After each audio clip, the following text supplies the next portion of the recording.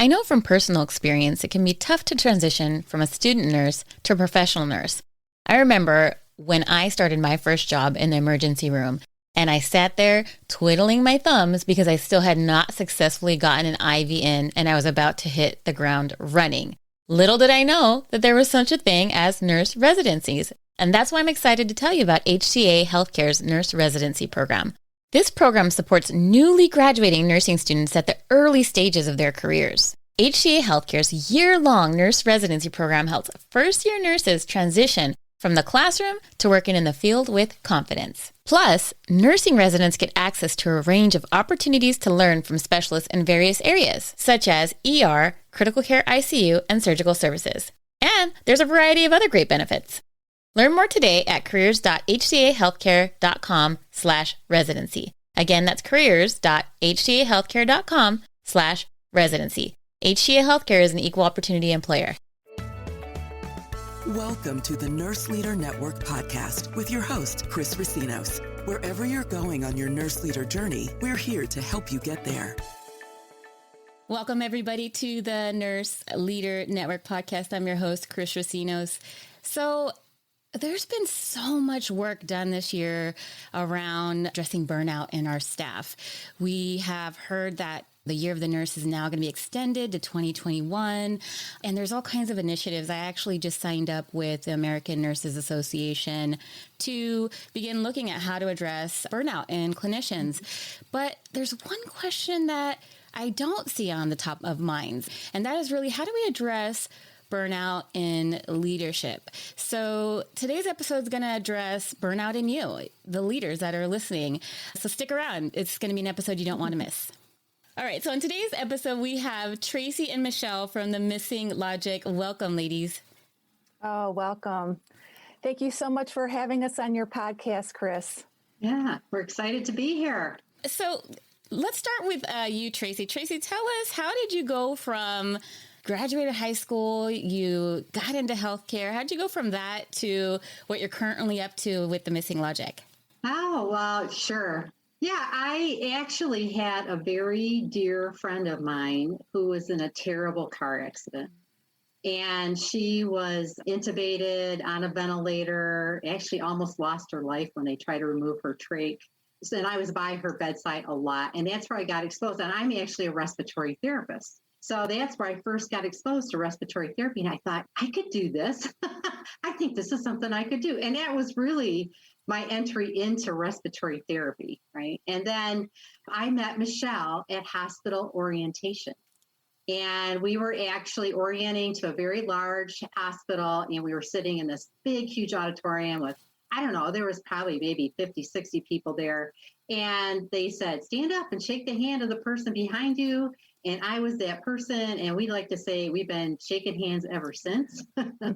So we worked together at the bedside and ICU, and then as we kind of grew up as leaders together, we did a lot of work around interprofessional collaboration, really led it before it was cool.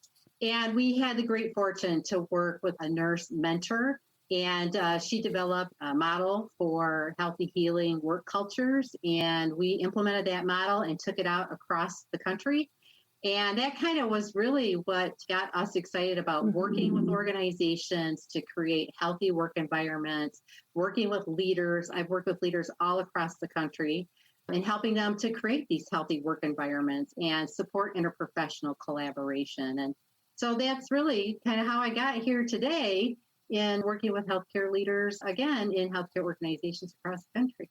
Wow. Isn't it so interesting the way that our life experiences just kind of lead us into, where we're at? And a lot of the times it's a negative thing that has happened that really has forced us to take a look at, reflect on where we want to be at in life. So I'm sorry to hear that you lost your friend, but I am so glad to hear that you have really, honored her life by going into the profession and helping countless others. So thank you for sharing your story, Tracy.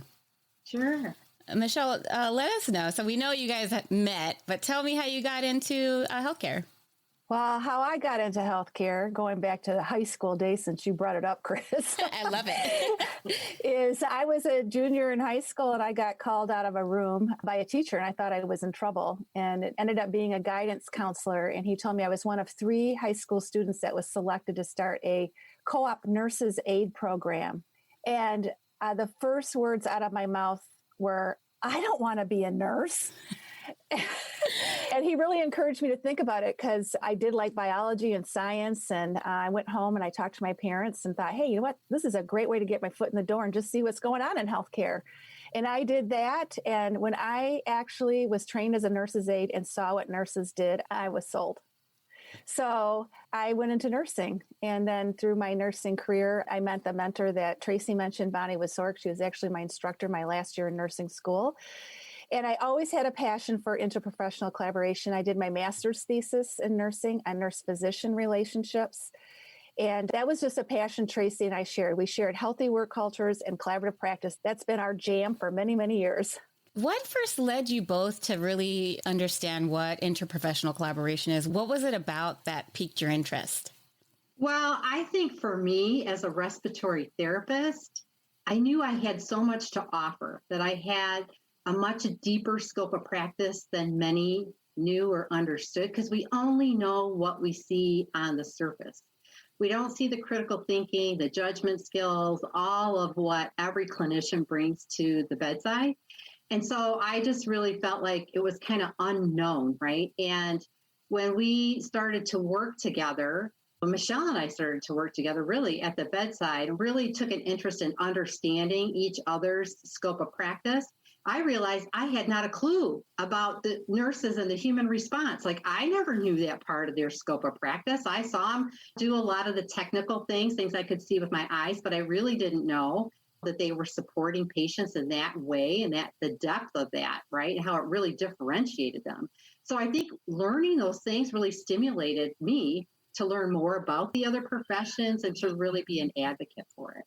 Yeah. Yeah. And for me, Chris, to me, it was about satisfaction. It was about joy in my work. When I have a really good relationship with a colleague, I just knew not only did it make a difference for patients, but it made a difference for me and for the team. And so physicians, I was always really interested as a critical care nurse and knew, boy, when you were together working on a patient, it really made a difference. And I did demonstrate with my thesis that it did impact nurse satisfaction. And then when you're working on an interprofessional team, and I've always loved working with respiratory therapists as a critical care nurse, you know, together, it's the two of you together that can really make that positive outcome for the patient and for the family. So yeah, it's always been something that's just really been important. I know for myself anyways, I think we didn't appreciate other disciplines the way that we could have until COVID hit. I know the moment COVID hit and we looked at, okay, we're not going to have enough respiratory therapists, for example. And I was like, okay, who knows how to run those machines? And I was meeting with my nurses and they were like, not me. And then, my physicians, I had some of the ICU docs were kind of comfortable, but I mean, we had one ICU doc on at a time, right? And so it was really interesting to see it from a different lens around how integral, like we knew it, right? We know it, we talk about it, but when you actually look at how unable you are to do your job without any of the members of the team, right? It's just really eye-opening. And so I love that you focus on that. What advice would you have for, say, a new nurse or a new leader or somebody maybe who is hearing this and saying, I want to reflect. What advice would you have around how to really begin to invest in those interprofessional relationships? Like, what did you two do to really strengthen your bond? Well, I think it's looking at how you work together, right? You can't be interprofessional if you work in silos. So we've done a couple different things. We have a lot of experience on helping people be strong as individuals with their scope of practice and also as a team.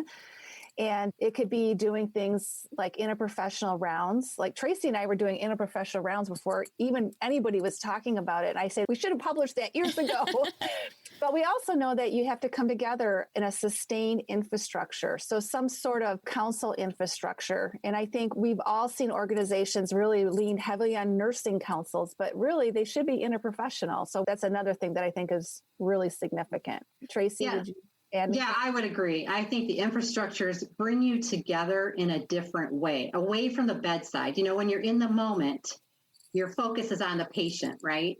But when you can step back and have meaningful conversation with each other and really begin to understand each other on a deeper level, I think that's important. I think the other thing is don't make assumptions.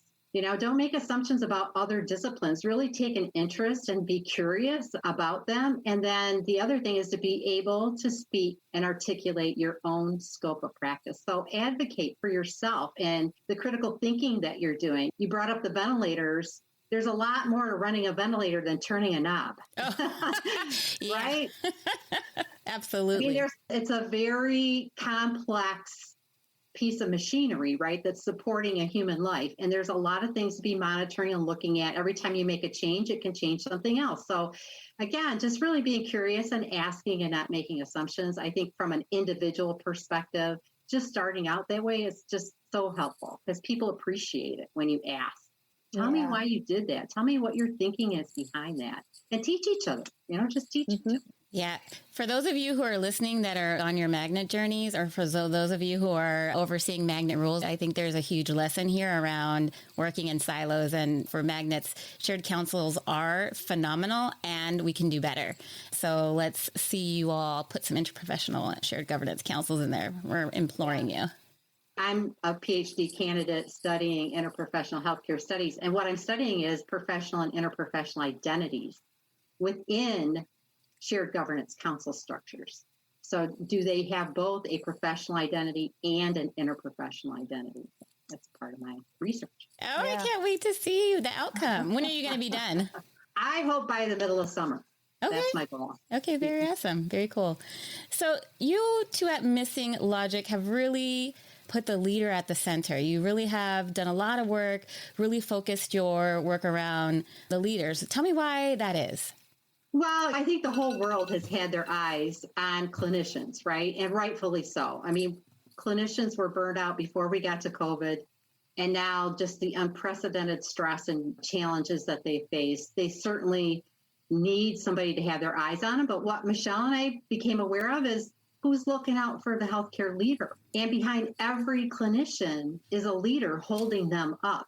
And if that leader is not strong, then the organization is not strong and the other clinicians have less of an opportunity to be strong and resilient as well. So that's why we have focused our efforts on the leaders because they're the linchpin, they're the kingpin in the whole organization.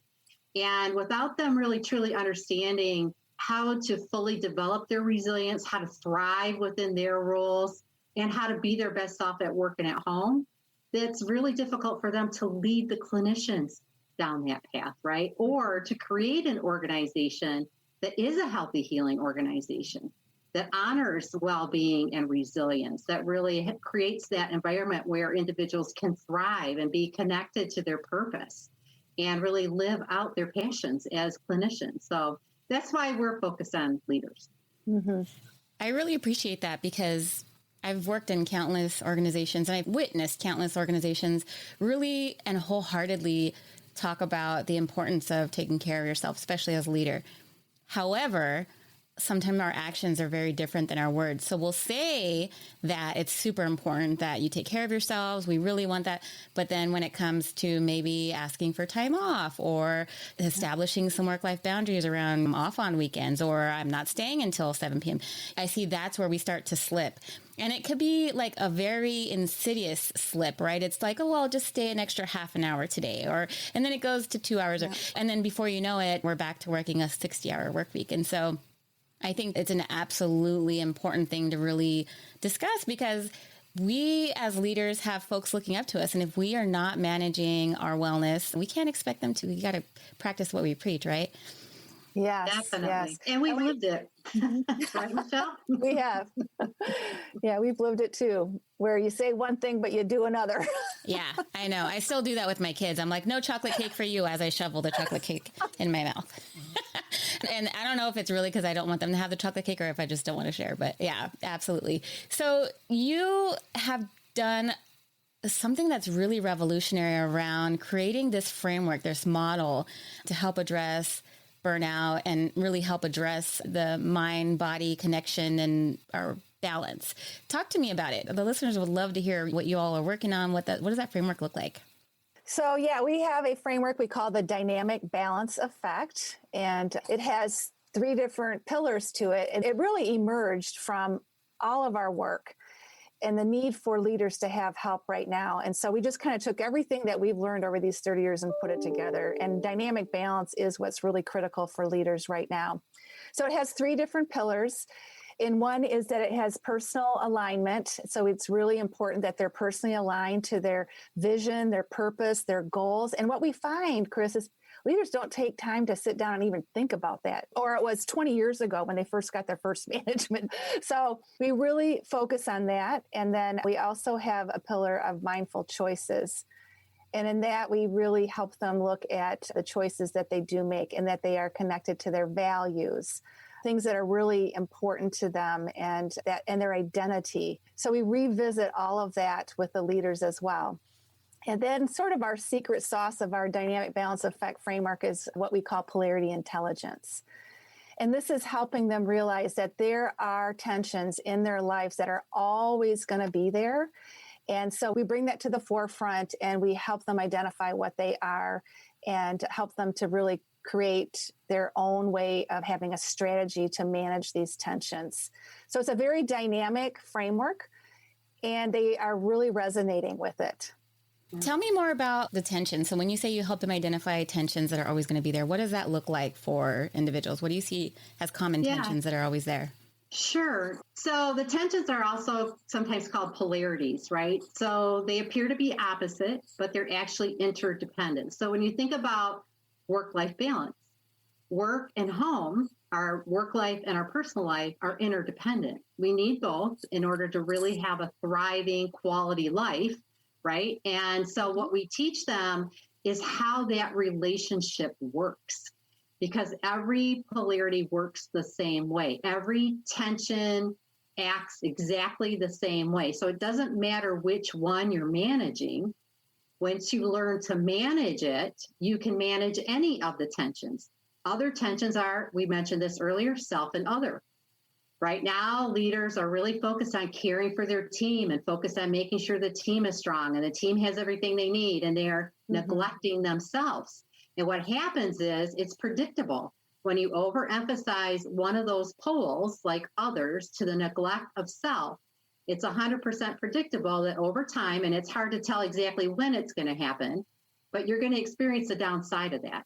And then what we tend to do is go, oh, yeah, I've been putting too much effort on work now. Okay, I'm going to join the gym. I'll take a vacation. I'll get a massage. Okay, good. Now that'll I'm going to have a smoothie. Right? Yeah, I'll have a smoothie. And that lasts for a little while until, again, we overemphasize work to the neglect of ourselves. So we're in this pendulum swinging back and forth constantly. What we teach them is, Michelle said, to put an action strategy in place where they're giving attention to both consistently so they can stay in the upside. In other words, getting the positive experiences, thriving, being resilient, right? Versus exhausted, tired, stressed, right? So we keep them creating a plan that helps them to stay in the upside and identify early warning signs so they know early on when they're starting to get that slippage, right? Like you said. So they've got keys, right? Cues that they can see right away, and others can help them see if they can't see it themselves. And then they course correct quickly. So they always stay in the positive and they never experience a negative consequence. And so they learn to manage that. Work and home, self and other, activity and rest is another one. They're all ones we're aware of, but we don't realize the nature of the relationship between the two and how it works. That's what we teach them. What would you tell the person that's listening right now that's like, okay, this sounds great, but I have 4 kids and I'm in my doctoral program and I'm a nurse manager and I volunteer for Save the Pets. And how do they fit it all in? And what would you tell them about somebody who needs some convincing around managing and balancing? I would say that they really need the dynamic balance effect. No, seriously, what I would tell them is it's all individualized to you. That's what's so awesome about it when we work with leaders is everybody's lives are different. Everybody has different things going on in their personal life. They have different things going on in their work life. And the tension is there, whether you believe it or not. And you can't see it. It's like gravity, but it's there and it's working on you all the time. So we're big believers in baby steps. Is first awareness, what action steps do I have to put in place, even if they're just a few? Because what happens and where people get really burnt out is they over focus on one at the neglect of the other, and they end up experiencing all the negative symptoms. They end up being burned out. So there are ways that you can give them a strategy and give them tools to really help them. And they learn so much. They don't realize what they're doing to themselves. So they learn a tremendous amount. Well, I think the key is dynamic. Think about a tightrope walker, right? When they're walking across a tightrope, they're making tiny little adjustments all the way across to maintain their balance, right? So they lean a little this way, they lean a little that way, but they're just making small adjustments. So they create a blueprint with all the possibilities of actions that they can take to get the positive outcomes. And then they evaluate on an ongoing basis. Okay, I got a really heavy week at work. What are one or two things I can do at home to maintain that balance, to keep things going? Oh, got a heavy home week this week. Kids got lots of activities. What am I going to do to make sure I don't slip on the work side, right? So they're constantly evaluating. They're not doing everything. They're choosing. They're making mindful choices about what matters most in this moment, what matters most this week. What can I do on both of these sides to keep going? The key is don't let go of one pole. Don't stop doing one set of action steps to neglect them. So that's the key. It's just tiny little adjustments. And this is kind of how we teach them to dance and how to create their plan and move and be dynamic. That's why it's called the dynamic balance effect. Yeah. I love that. I love the way you kind of discussed it as a dance, because that really is kind of like a flow, right? We're not falling off any edges here. Now, you mentioned that one of the first things that you teach is around awareness. What is like your top tip or one great tip around how people can become more aware? Like what type of advice would you give? Well, Chris, do you ever feel tension? I feel it all the time. That's your first clue. Love it. Yeah, well, we help them understand the energy in a polarity, and you feel them. You feel tension. And when you feel tension, we help leaders not only ask, what is the problem here? Ask, is there a polarity that I'm dealing with here? Is that's what's causing my tension? And it is. So that awareness is really, really powerful. And then we teach them how to not be afraid of it. Don't fight it. Lean into it. What is it? Name it. Are you paying attention to both of these poles? And then that's where the magic starts. And Tracy, I don't know what you would add to that. Yeah, no, I think that's perfect. Whenever you feel tension, the polarity at work. And like Michelle said, they're like gravity. So while we've experienced them, we haven't known what to call it. We don't know what to describe it. So I think the second thing is once you feel the tension, just pause. All right, what am I feeling tension around?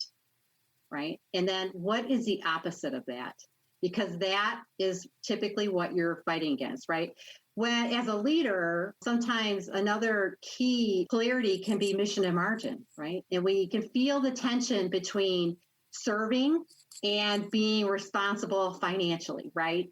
Sometimes we really feel the tension when we have to lean heavy into the margin. We can feel that tension inside us, right, as leaders. And so as soon as you feel the tension, you just stop and go, okay, what is this? It doesn't matter what words you put to it. There's no perfect words. Everybody's going to describe it whatever way they want to. But it's just recognizing it. And then you get that aha, oh, okay, all right. Well, I'm feeling tension because maybe I'm afraid we're going to let go of the mission, right? Or I'm afraid something's going to happen. So fears often too, if there's something you're afraid of in the midst of that, that's giving you some clues of what you feel you're going to lose if you keep going down the path you're on. So that's another key awareness of things that you're fearful about, things you highly value, or that tension there.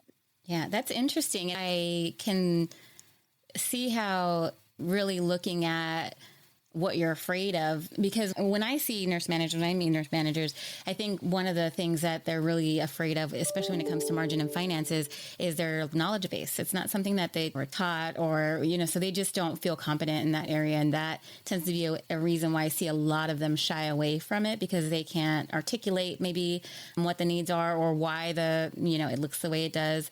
And I've also seen it with the mission as well. And so, how do you manage that? We talked a little earlier about establishing their values. How do you manage that when maybe what you're doing is at odds with your values? Well, we've had a number of coaching situations around that, actually. Yeah. I think the first thing is just getting clear on what your values are. I think sometimes we lose touch with it. Really, and in the face of what we've all experienced over the last year, values change. What matters most today may not have been what mattered most a year ago today. So I think, one, you have to just get very, very clear, because that is what grounds you. And it also drives your behavior, right? It drives the decisions you make, or at least it should play a very important part in your decisions. And if you're at odds, you need to step back and think about what is the whole context of the situation when it comes to, I value what's important to me and what's happening in this organization. And what is the potential, right, to get realigned? And what is the potential if that's not an option? Now, I have faced times where I was very driven by my values, what I thought was most important when it came to healthcare, my role in healthcare, what I wanted to do. And when there became a separation, it became clear that what I wanted and where my organization was going, I knew then it's my choice. And that's why we say make mindful choices based on your values, based on your principles, based on the things that matter most to you, because that is what brings you joy in life. And if you're not aligned, you're not going to have joy. You're not going to have happiness. You're always going to be struggling. And sometimes it's just about making the decision, is it the right thing to stay, or is this time to make a different decision? And that's different for every person. But we really feel strongly that it's that grounding that drives the decisions, the value in your life, right? And what you're going to experience overall. Without that, you're kind of anchorless, right? And then you feel a lot more tensions, right? Because you're fighting things, right? And you're not clear. The other thing I would add to that, Tracy, that is excellent, is we also look at personal alignment with your strengths. So with that situation you described, Chris, it may not be a nurse manager's strengths to really be great at the financial piece, but then who are they choosing to partner with to help them? You don't have to know everything. So when you look at the mission margin polarity, it does require people with strengths in finance and strengths with the mission and why we're here. And when they come together in healthy relationships, that also can make a big difference. Yeah.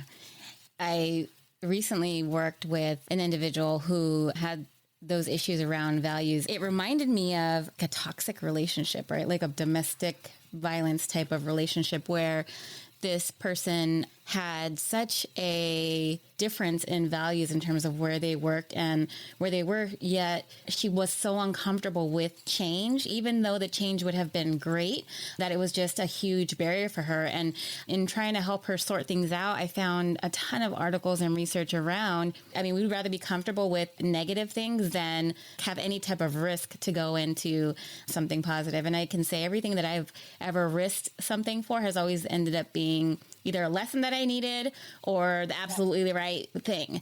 And so I love that you all are helping folks with that. Now, that being said, what do you feel are some of the biggest mistakes you see healthcare leaders making when they're trying to achieve these balances and really take care of themselves? Yeah, there's really three big mistakes that we see leaders make, Chris, when it comes to work-life balance. And one of it is just how they think about it. They don't even realize their thoughts even impact their ability to have work-life balance. And a real common myth is that it has to be 50-50. I have to devote 50% of my time to my work and 50% of my time to my personal life or my home life. And that's not true. And you know that now because you learned about the dynamic balance on your podcast. And the other one is, well, if it doesn't exist, then it has to be all about integration, right? And Tracy and I know it's not about taking the two and just balling them all up and say, okay, now I have work-life balance, because it really takes that awareness and that intention. And so that's one mistake, is even how they look at it. And then the next one is they have to have a strategy. They really have to take the time to have that strategy of how do I balance my work life and my personal life? And that's what we teach them how to do. And they have a work-life balance blueprint. So I can't tell you how many leaders we've coached in the last 9 months that have said, it is so powerful to write it down because they don't realize everything that's connected to it and that they really do need a strategy. Otherwise, they're going to go off course again. It's just going to happen. That's what happens if you're not aware. And then the third one is working from circumstances. And I think as leaders, being leaders as long as we have, there's always circumstances as leaders. But with a pandemic, it's probably even more like on steroids of feeling like a victim, like I didn't do this. This isn't my fault. And you have to just reshape that to more of a internal creator mentality, because that will make a big difference. And again, there's leaders that have said, yeah, I recognize that now. I have pity parties for myself. That's how bad it is. They invite people on Zoom with them. Yeah, that's true. So those are some common mistakes that we see leaders make. It's so funny. Oh, go ahead. No, I just think we focus externally, right? Yes. Like it's the environment's fault, right? It's where I am. And I think one thing that we do is help people go internal. Like it starts with you. Everything starts with you. And I think that's the other element here of it. Yeah. You know, when it comes to operating from circumstances, it's not about what's happening externally. It's about how you're interpreting it and the actions that you're taking because of those interpretations.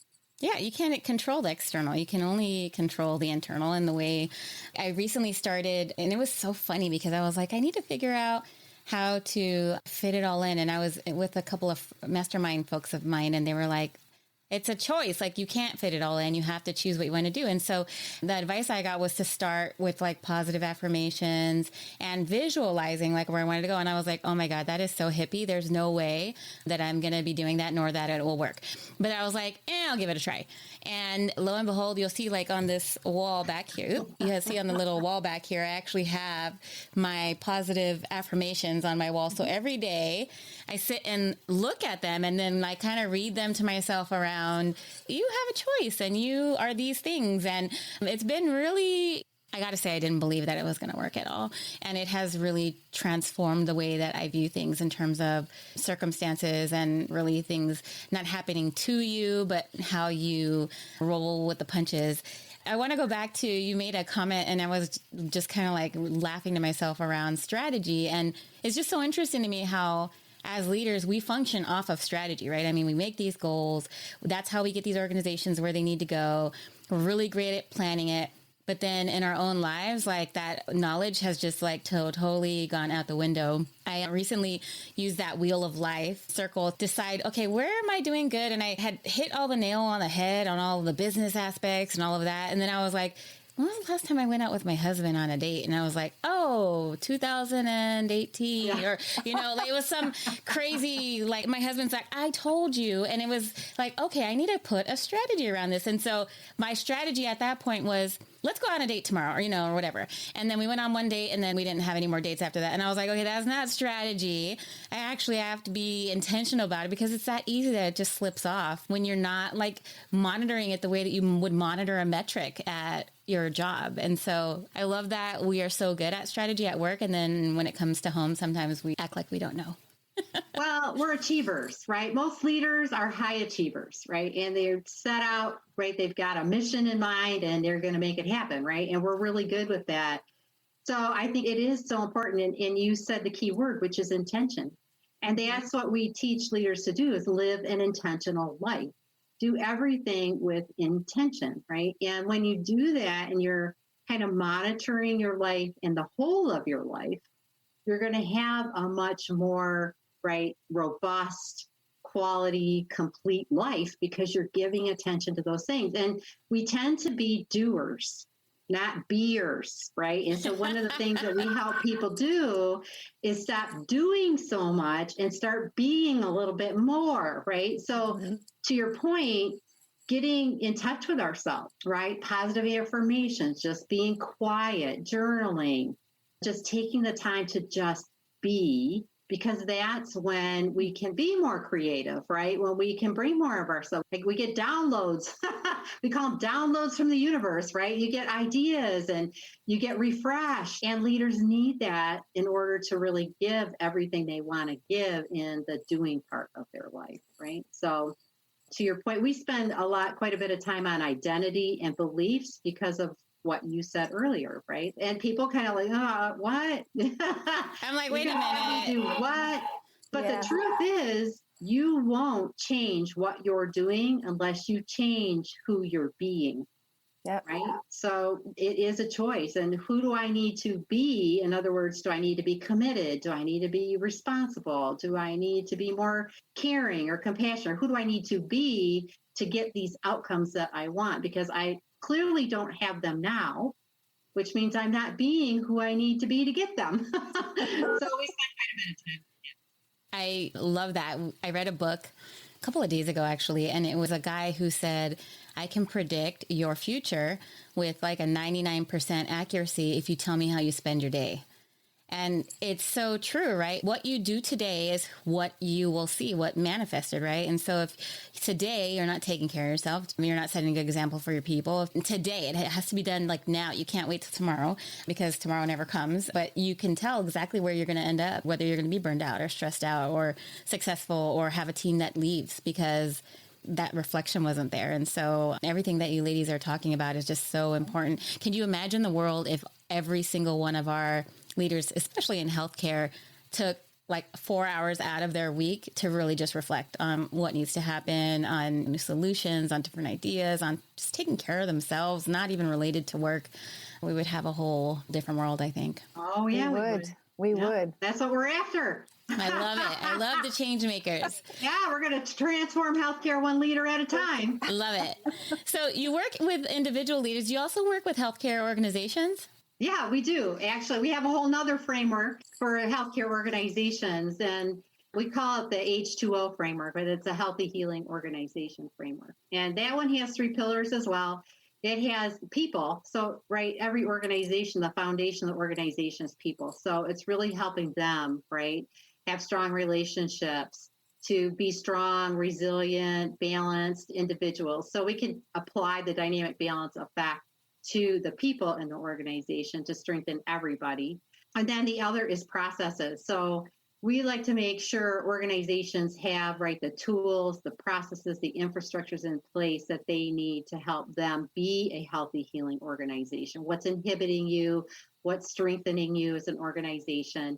And then we have identified 8 kind of crux, what we call crux polarities, that we can measure with an assessment. So the organization can put their finger on the pulse of how healthy and healing their organization is. And that assessment really is made up of numerous maps, right? Polarity maps. That kind of tells them where we're strong, where we're overemphasizing, where we need better balance, and then they can, evaluate their infrastructures and processes to strengthen those areas where, they're weak. So we kind of leverage, again, it's that polarity intelligence we bring in. And then we're also huge proponents of meaningful conversations. So making sure people have the communication skills, the dialogue skills they need, and the relationships. Healthy relationships are core to a healthy healing organization. So that's another aspect of the work that we do. So we kind of help them evaluate where they're at, get their finger on the pulse, and then make adjustments as they need to, and balance these natural tensions that are in the organization and shift. There are problems to be solved in every organization, but not every situation is a problem. The majority of them are these dynamics, these tensions, these polarities that have to be managed. And unless you know you need to manage them, you're always trying to solve them, and they're not solvable. They're never going to be solvable.